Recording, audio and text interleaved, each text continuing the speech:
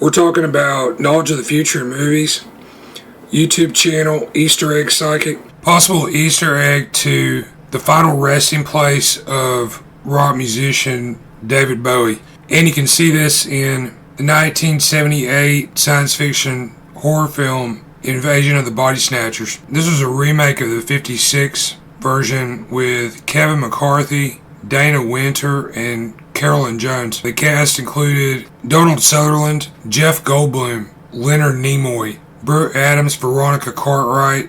Bowie, known for his album Space Oddity in 1969, his alter egos such as Ziggy Stardust, his songs including Let's Dance and Under Pressure. Bowie was an actor, also and appeared in movies such as The Man Who Fell to Earth in 1976, directed by Nicholas Roeg, and he was in Christopher Nolan's The Prestige in 2006 with Hugh Jackman and Christian Bale. David Bowie died in 2016, and his ashes were scattered in a ceremony in Bali, Indonesia. For what I believe to be an actual reference, please fast forward to the 36-minute, 29-second mark. So here, Goldblum's character returns to the spa, which he and his wife, played by Cartwright, own and operate. You'll note a sign on the wall on the left-hand side of the screen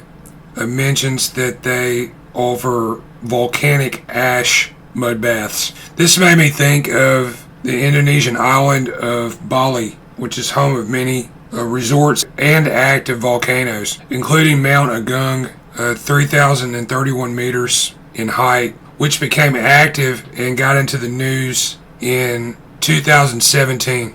As the scene progresses, some of the spa patrons can be seen in the mud baths. One is reading the book Worlds in Collision by Immanuel Velikovsky. If you're familiar with that work, this made me think of Bali in a homophone sense. You take the word ball. Many heavenly bodies, the planets and stars, are generally considered to be round in shape. There's some major links to Bowie in Invasion of the Body Snatchers. Jeff Goldblum, he acted in a film with David Bowie, Into the Night, a 1985 black comedy action thriller directed by John Landis. Michelle Pfeiffer was in this, as was Dan Aykroyd, Bruce McGill, and Jake Steinfeld. The previous year, in '84, Goldblum was in The Adventures of Buckaroo Banzai Across the Eighth Dimension with Peter Weller, John Lithgow, Ellen Barkin, Christopher Lloyd, and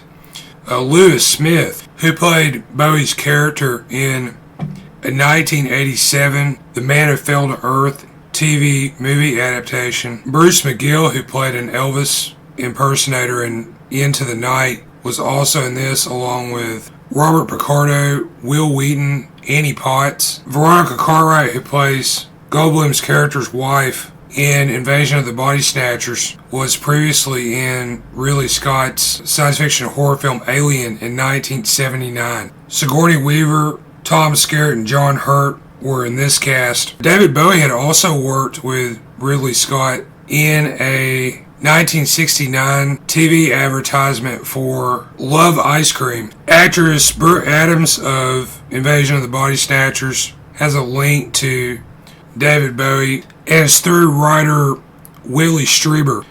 Now, Bowie was in the 1983 adaptation of Strieber's novel The Hunger. This erotic horror film was directed by Tony Scott and co-starred Susan Sarandon and Cliff DeYoung. Now, Adams appeared in the 1983 sci-fi thriller The Dead Zone, directed by David Cronenberg and based on the Stephen King novel. The cast included Christopher Walken, Tom Skerritt, Herbert Law, Martin Sheen, and Anthony Zerbe. So from this reference, there's two links to Bowie. One is the 14th James Bond film, A View to a Kill, released in 1985. This is based on Ian Fleming's famous spy. Roger Moore and Christopher Walken were in this. Bowie was originally cast in the role of the villain Zorin, but withdrew. Walken was later in the 1989 science fiction horror film Communion, based on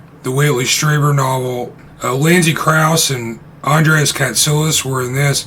Katsulas played a Romulan Tomalak in several episodes of the Star Trek The Next Generation TV series. Nimoy plays the psychiatrist and author David Kibner in Invasion of the Body Snatchers, and he's of course known for his role as the Vulcan Spock in the original Star Trek TV series and movies.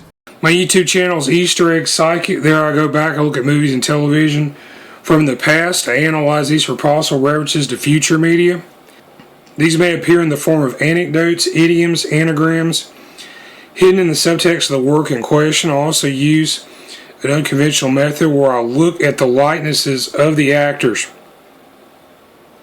And what I found is you can take the likenesses, match these up to some of the anecdotal items, and show past, present, and future information about actors and other personalities who may resemble the personalities in the movie or television episode that you're watching. My email contact is eastereggguy, that's GUY, @yahoo.com. Thanks for watching.